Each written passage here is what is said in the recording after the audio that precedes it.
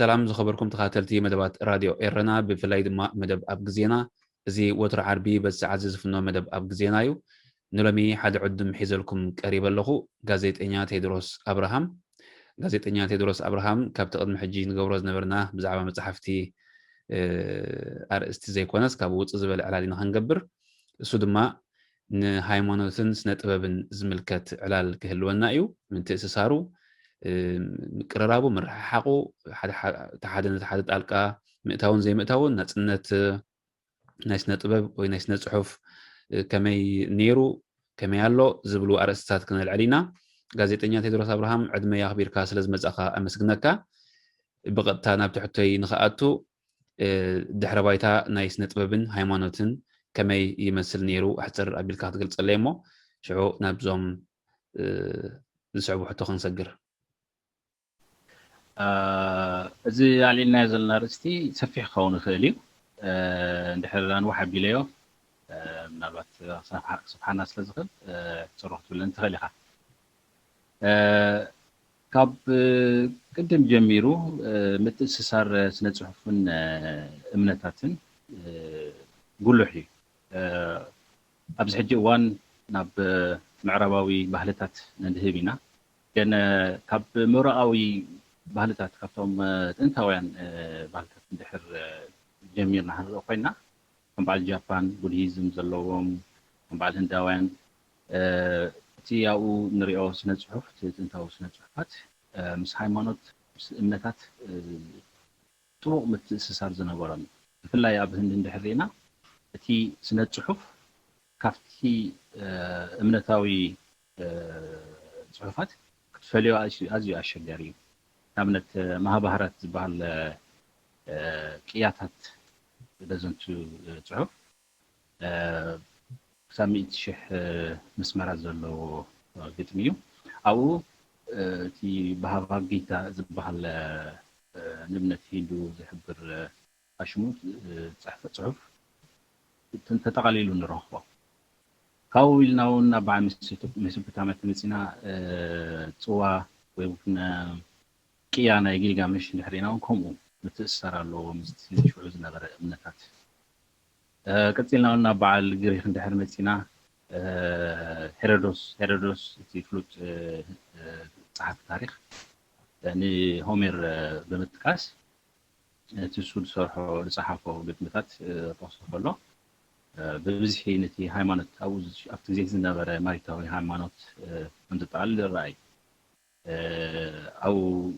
هم أمالختي سوم شو وأنا أملهم نور أمالختي أو يرأيهم كتيلون أب تيرحوي أب نعربوي بحالتات كم بعلنا يدانت إنفرنو دحر يناون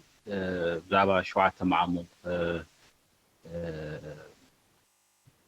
جهان نفسات ونري قاله إذا حجي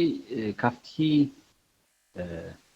مبقسي تمصحفات كافتي زنبر امنتات تبقيسو للصحفي كاو وندحروتي لنا بعيني انتنا ندحر كنريو خوينا ون نقال صحفات كنرديهم ندحر خوينا اتي منصف سكوننا رديتات قال ሃይማኖታዊ ትሕዝቶ ክኸውን ይካእል እዩ ንኣብነት ናይ ሼክስፒር ሮሚዮ ኤንድ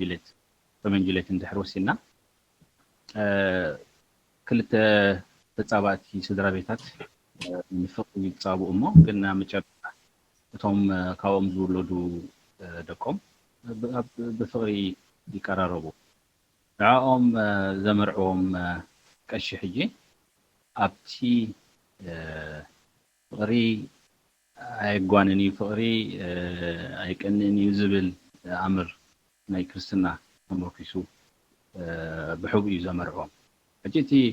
ምትእትታው ናይ ሃይማኖት ኣብ ስነ ጽሑፍ ኣሎ እቲ ስነ ጽሑፍን ካብ ሃይማኖት ወይ ካብ እምነታት ዝወስዶም መሰረታውያን ዝኾኑ መርሓታት ወይ ከዓኒ ኣምራት እውን ኣለውዎ እንድሕር ዕሙቕ ኣቢልና ክንሪኦ ኮይና እውን ኣብ ገለገለ እዋን እቲ እንድሕር ተመሊስና ማለት እየ ኣብ መሰረታት ትምህርቲ ወይ እውን እቶም መጀመርያ ናይ ትምህርቲ ኣፋፍኖት ጀመሩ ትካላት እምነታት እዮም ገዳማት ዝኣመሰሉ እዮም ዩኒቨርሲቲታት መስሪቶም ስለዚ ኣብቲ ስነ ጽሑፍ ዘለዎ ናይ እምነት ጉዳይ ኣብ ስነ ጽሑፍ ዘለዎ ታሽሙ ምትእትታው ርኡ እዩ ከምኡውን ናይ ስነ ጽሑፍ ከምኡ ገለገለ ስነ ጽሑፋት ክትርድኦም ድሕር ኮንካ እቲ ናቶም ውሽጠ ዘት ናቶም ተምሳሌት ድሕር ክትርድኦም ኮንካ ገሊኡ ኣብቲ እምነት ኣፍልጦ ክህልወካ የድልየካ ነቲ እምነት እንድሕር ዘይትፈልጦ ኮንካ ንኸይትርድኦ እውን ትኽእል ኢኻ ሓንሳብ ተምሳሌት ወይ ከዓ እቲ ውሽጠ ዘታት ስለዚ ርኡይ ዝኾነ ምትእስሳር ኣለዎም ኦኬ ያ ሕጂ ናብ ስነ ጽሑፍ ክንመጽእ ኢና ናብ ስነ ጽሑፍ ከዓ ናብ ናጽነት ስነ ጽሑፍ ማለት እዩ ብሃይማኖት ንስነ ጽሑፍ ክብል ከለኹ ነቲ ፍርያትን ነቶም ሰባትን ማለት እየ ክንምንታይ እዩ ነፃ ነይሮም ክሳብ መዓስዮም ነፃ ነይሮም ወይ ክሳብ ሕጂ ነፃ ኣለዉ ድዮም ወይ የለውን እቶም ፍርያት ናይ ስነ ጽሑፍን ናይ እቶም ጸሓፍቲ እውን ብሓፈሽኡ ማለት እዩ ብመንፅር ፖለቲካ ዘይኮነ ብመንፅር ሃይማኖት ብመንፅር እቶም ሃይማኖት ክብል ከለኹ ከዓ ዝተፈላለዩ ሃይማኖታት ኮይኖም ግን ነቲ ናይ ስነ ጽሑፍ ሰብን ነቲ ናይ ስነ ጽሑፍ ፍርያትን ዝነበሮም ተቐባልነት ክኸውን ይኽእል ዝነበሮም ኩነኔ ክኸውን ይኽእል ዝነበሮም ፀገማት ከመይ ነይሩ እቲ ናጽነት ናይ ስነ ጽሑፍ ያ ንኣብነት ድሕሪ ተመሊስና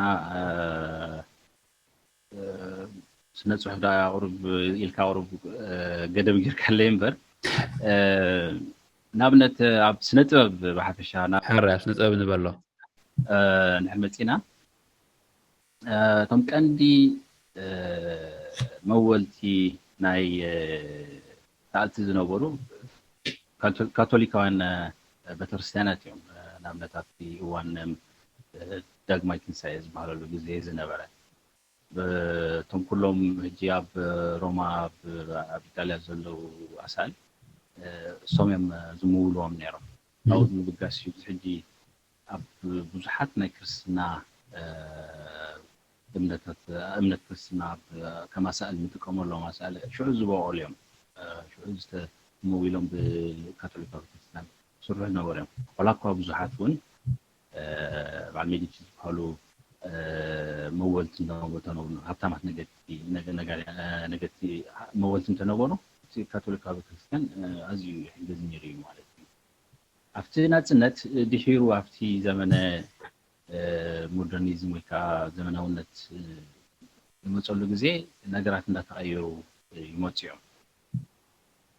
እዚ ንብል ከለና ኣብቲ ግዜ እቲ ትቅድም ቤተክርስትያን ስልጣን ዓብይ ስልጣን ነይርዎ እዩ ንኣብነት ኣብቲ ምዕራባዊ ዓለም ክሳብቲ ቤተክርስትያን ካብ ጉዳይ ሃገር ወይ ካብ ጉዳይ መንግስቲ ክወፅእ ኣለዎ ተባሂሉ እንዳተገለለ ዝመፀሉ ግዜ ፍቱር ዝኾነ ታሽሙ ነይርዎ እዩ ሓይሊ ነይርዎ እዩ ኣብቲ ብዙሕ ነገራት ናይቲ ሕብረተሰብ ስለዚ ካብኡ ምብጋስ ፀገማት ፈጥረሎም ነይሩ እዩ ብዙሓት ጸሓፍቲ ክባል ይከኣል እዩ ስለዚ ድሒሩ ዝመፀ እዋናት ግን እቲ ምፍላይ ናይ ቤተክርስትያንን መንግስትን ዝመፀ ከምኡውን ጸሓፍቲ በትሶም ዝደልይዎ ክፅሕፉ ክኢሎም እዮም ከምኡ እንዳበለ ከዓ እቲ ናጽነቶም እንዳበሉ ክፅሕፉ ክኢሎም እዮም ማለት እዩ ያ إذا حجي كابزي سفح زبالة علم لخاو زخونة زعبات تنتناسي ناب هاجرنا ويناب كباب هاجرنا وندحر متينا كما يوتي تماسالنت بفلاي أبت نت مالتيو نت نايتهم فرياتن نايتهم صباتن مستهيمونت كما يوتني حساب حجي تبل الصغا أبتم بنجمرة وأنا بتقولني مالسي بزح تعرفوا اللي جمرة أب خمسة نحرينا نعملت صارت نعملت نبع الكشي مسارون صحفو في أول نبرة أتزانتا لبولد كوانت فانجن تاش متريو يخا كمهرو يلام ويمكن كجن هيلام هم بتصحفوا الرأي كايو نتي بترسلن زعمنا له أكيدا يوم زنصور واحد صحفاتهم نعملت كلون حسب ديك السب تفعلت يوم وتغيرت يوم تقول متصحف جارينا نعمل نتكلم في صفات الجملة صحفت ولا كل بولداوي مكان انتهلوا نتي متتاوناي بترسلان وي وناي امنتنا كريستنا تريو اللي حاب بقول نصوري كمزي ازي بنتصور كمزي بترسلان بنتصور صاد جبرنير ግን እቲ ነቲ ጽሕፈት እቲ ደካና ወንደሎ ሰብ ግን ኣብ ድሕሪኡ ወይ ተሰኪሞ ዝመጽእ እምነት ስለ ዘሎ ትጽሕፎውን ብኡ ተጸልዩ ስለ ትጽሕፎ ከምኡ ክንጸባረቕ ግድን እዩ ማለት እዩ ግን እዚ ኣባና ጥራይ ደይኮና ኣብ ካልኦት ዓለማት እውን ነይሩን ዘሎን ስለ ዝኾነ ንዕኡ ዝግድፉ ወይ እውን ንዕኡ ዝድግፉ ብዙሓት ነቐፍቲ ወይ እውን ሃየስቲ እውን ተራእዮም እዮም ነዚ ጉዳይ እዚ ሕጂ ዜርና ናምታይና ክንመጽእ እቲ ሓደ ስነ ጽሑፍ ሓደ ፍርያት ስነ ጽሑፍ ብምንታይ ክግምገም ብሉጽ ክባሃል እንተኾይኑስ በይና ክንግምሞ ንዝብል ኢና ክንመጽእ ካብኡ ተገምጊሙ እዩ ሰብ ጻውዕ ነይሩ የነበረን ክንብል ወይ እውን እምነት ኣብ ዝባኖም ተሓንጊጦም እዮም ጽሑፍ ነይሮም ክንብል ንኽእል ንኣብነት ኣብዚ ጉዳይ እዚ ሰለስተ ክልተ ሓሳባት ኣለዉ ነቲ ስነ ጽሑፍ ኣብ ምግምጋም بعين ሃይማኖት ምስ ሃይማኖት ምትእስሳር ማለት እዩ ዝተላዕሉ ክታዓት ኣብነት ሓደ ካብዚኦም ቲኤስ ኢሊየት ፍሉጥ ገጣሚ እንግሊዛዊ ገጣሚ ዝብሎ እንታይ እዩ ሃይማኖትን ስነ ጽሑፍን ዝተኣሳሰረ እዩ ሃይማኖት ከዓ يعب خافتي سنة صحف بعيني تاشم تي امنت يونيت هايمانوت كغمغمو زلو يبلكاي قالوا ناي وانجلاوي بترسان ناي سنة ملكوت مهورون كم زلو خاني تي زلعله املاخي سنة صحفن امنتن ግን ኣብ ትሕቲኦም ዘለዉ ክልቲኦም ከኣኒ ንኹነት ሓደ ህዝቢ ወይ ከዓ ንኹነት ሰብ ኣብዛ ዓለም ምስትንትኑ ብምዃኖም ብማዕረ ክረኣዩ ኣለዎም ብለና ሳልሳይ ክትዕ ኣብ ዝመጽእ እውን እንታይ እዩ ሓደ ሞያ በቲ እሱ ዝለለየሉ ሞያ እዩ ክግምገም ዘለዎ ስለዚ ስነ ጽሑፍ بእምነት ክግምገም ይውሉን ዝብል ካልእ ክትውን መጽእ እዩ እዚ እንዳማዕበለና እውን ኣብዚ ዘለና ዘመን ወላ እኳ ሙሉእ ተናጊፍ ክትብል ዘይትኽእል እንተኾንካ ምክንያቱ ከምቲ ዓንቶ ዝበልክዎ ሓደ ስነ ጽሑፍ ኣምፂዎ ዘሎ ውስጠ ዘይኹን ተምሳሌት ይኹን ወይ እውን ኣተሓሳስባታት ክትግምግም እንከለኻ ብዙሕ እዋን ናይ እምነት ጉዳያዊ ኣትዩ ብፍላጥ ወይ ብዘይፍላጥ ማለት እዩ نعمل فقرة أنت العلنا نفقر الزملكات كلتي يوم عودات مالتي سنة ملوكوتن ويبقى أمنتاتن سنتعرفن كونتات ود السب العالم تنتون زغر أقولهم زريو بمخانهم تمساسلت أرستي تنكفيهم فقرتلنا أبكلتيو بزعة فقر الله ما أنصبوا أمتلنا أبكلتيو تركب تخليها كاين سيطانة وتجوار انتل كان أبكلتيو تركب تخليها لذي وإلى هديرو أمتشرشان ولا وقع أبز حجي زمنا أوان بزح غير أنت هونتي صحفاي أب كاب ترسيان زمزوي صحفاي أب تأشم زاتو أبتي إنتات موت زبل جدًا تأساس يأتي يواسع السبي تفعله زي كل التعودات كنت تقوم تفعله ما يتخلى عملياته نتكلم تأدي مزجلس كوم تأساس لزلوهم بعبيو أبزي معرباوي حجرات كم زجت أما نذكره بسنكتي صحفتي هنا وين قبعتي بالسرحة وسرحت كابهاي مطاعن تكالات وين هاي نتأمن زعم سبت بزح متقعتي وردهم نرينا زوج خنوا المهنات وشيتي ولا فريد كا أتكبره بجلس كنت مكفوي خان حدا تي حدا إمنت زتنكفو قداي لذي بخمزي تريو تخليقاتي مثلا هو تي أقدم بالك بزعبة أبي إرترا مالتيو نايم سأرون كالون تأسكالين كأبنت دحريتي سوراخة دحرتي قد لنا إرتراخة دحرتي هزبا قنبار كون جبهاون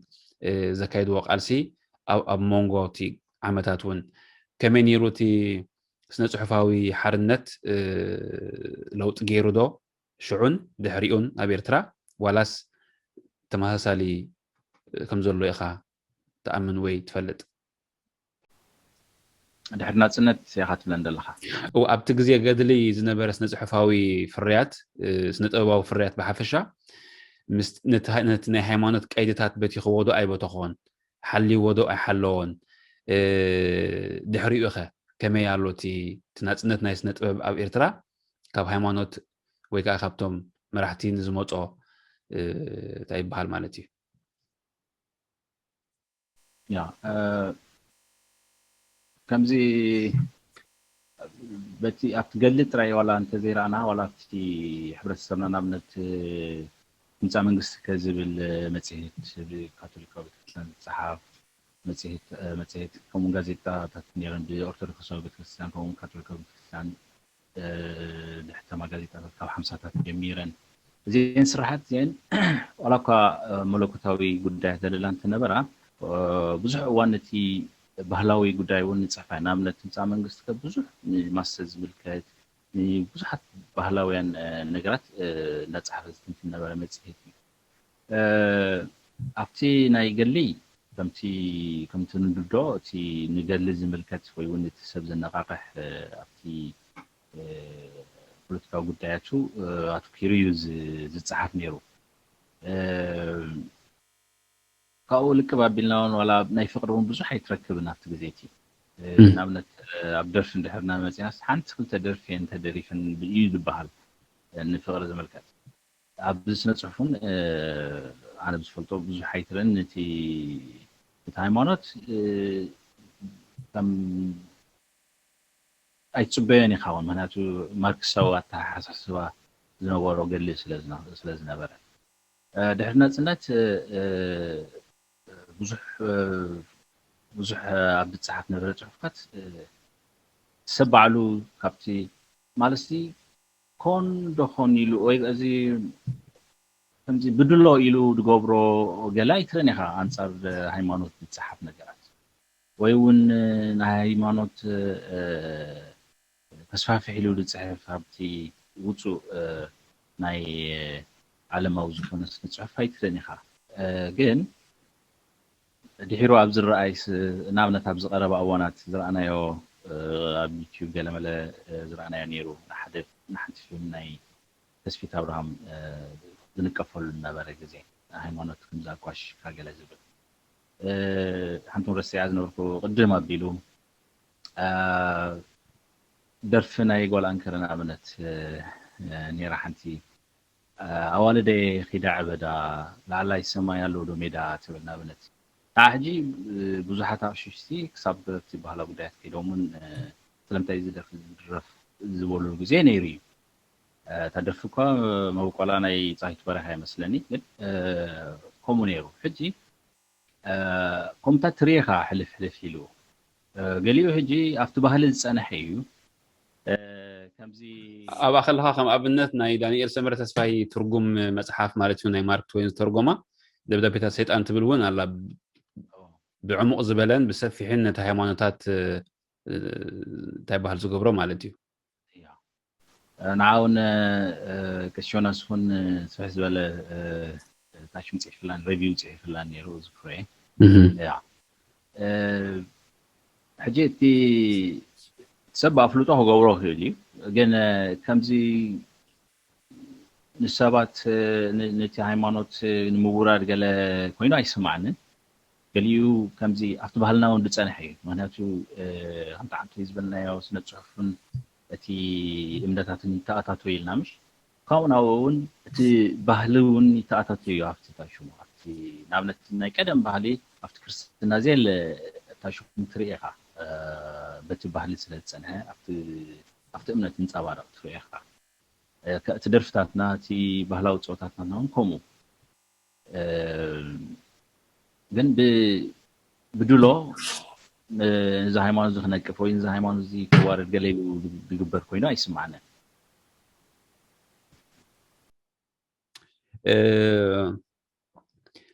እቲ ስነ ጥበባዊ ፍርያት ብናጽነት ክሰርሕ እንድሕር ኮይኑ ዝመስሎ ዝኣምነሉ ዝተዓዘቦ ክሰርሕ እንድሕር ኮይኑ ክንድምታይ ናጽነት ዘድልዮ ሕጂ ናይ ሃይማኖት ኣልዒልና ስለ ዘለና እምበር ብግዚኡ እውን ካብ ፖለቲከኛታት ክንብሎ ንኽእል ኢና ግን ካብ ሃይማኖትን ካብቶም ነቲ ሃይማኖት ዘሰላስልዎ ወይ ከዓ ዝኽተልዎ ወይ ዝመርሕዎ ክንድምታይ ነፃ ክኸውን ዘለዎ ነፃ እንተኮይንካ እንታይ ጥቕሚ ኣለዎ ነቲ ስነ ጥበብን ነቲ ሕብረተሰብን ያ ካብቲ ሓሳባት ናጽነት ሓሳብካ ምግላጽ ዝፍለ ኣይኮነን ብዛዕባ ናጽነት ሓሳብካ ምግላጽ እንድሕር ንዛረብ ኣለና ምስ ፖለቲካ ጥራይ ክተሓሓዝ ዘብሉን ምስ ሃይማኖት ክተሓሓዝ ዝኽእል እዩ ኣብዚ ኣብ ዘለናዮ እዋን ኣብዚ ደሓሸ ዝበሃለሉ እዋን እውን ከይተረፈ ብዙሕ ተጻቦ ይፍጠር እዩ ኣብ ልዕሊ ብናጽነት ሓሳቦም ዝገለጹ ሰባት እቲ ዝግበር ነቐፌታ ቅቡል እዩ ብዝኾነ ሓደ ዝፀሓፈ ግድን እዩ ክንቀፍ ወይ እውን ህየሳ ክግበረሉ ንሰርሖ ስራሕ እንተኾነ ከምዚ ክትገብር የብልካን ኢሉ ድእግድ ሕጊ ክህሉ ኣለዎ ኢለ ኣይኣምንን ምክንያቱ ሃይማኖት ስለ ዝኾነ ጥራይ ዘይኮነ ኣብ ፖለቲካ እንድሕር ሓደ ሰብ ድሌቱ ክብል ክኢሉ ኣብ ሃይማኖት ስለምንታይ ይኽልከል ምክንያቱ ድሕርና ተመሊስና እውን እኮ ገለ ክፋልቲ እምነታት ወይ ሃይማኖታት እውን እኮ ልክዕ ከምቲ ስነ ፅሑፍ ሰባት ዝፈጠርዎ እዩ ስለዚ ንሓደ ሰብ ዝፈጠሮ እምነት ወይ እውን ሃይማኖት ድሕር ብዛዕባኡ ፅሒፍካ ትንቀፈሉ ወይ እውን ትእገደሉ ምክንያት ክህሉ የብሉን ምክንያቱ ድሕሪ ተመሊስና ከምኡ እዩ ትሓቂ ገለገለ ፅሑፋት ንኣብነት ናይ ቅዱስ ጳውሎስ ኣብ መፅሓፍ ቅዱስ እንተሕሪና ፅልዋታት ናይ ግሪካዊ ሮማዊ ባህልታት ከም ዘለዎ ይረአዩ ዋላ እኳ እቶም ፅሑፋት ኣብ መፅሓፍ ቅዱስ ዘለዉ ዝተገልፀሎም ሰባት ተፃሓፉ ምዃኑ ዝመን እንተኾነ ድሕርና ድሕር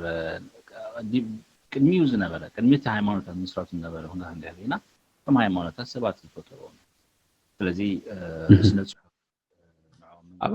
ኣባና ሕጂ ተይዲ ክምለስ ኣባና ሕጂ ይኽልፈካ ኣለኹ ሶሪ ግን ኣባና ሕጂ እቲ ዘለናዮ ስደት ዳርጋ ኣብ ኤርትራስ ካብቶም መሰረታውያን ነገራት እዩ ብናፅነት ሓሳብካ ንምግላፅ ካብቶም መሰረታውያን ኮይኑስ ግን ከዓ ዘየለ ማለት እዩ ሕጂ ኣብ ግዳም ኮይኑ እቲ ሰብ ስደት ወፂኡ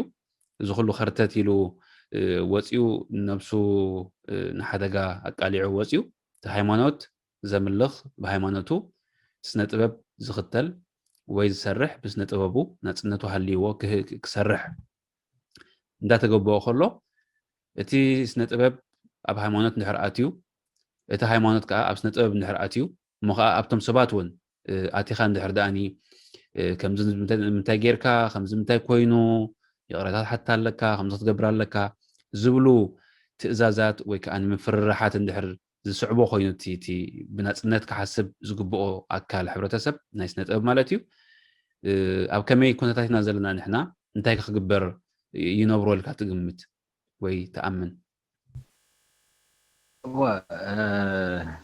እቲ ንኣብነት እሕና ንሳና ሾደን ኣለና ሾደን ቀዳሚት ሃገር እያ ሓሳብካ ብናፅነት ናይ ምግላፅ ሕጊ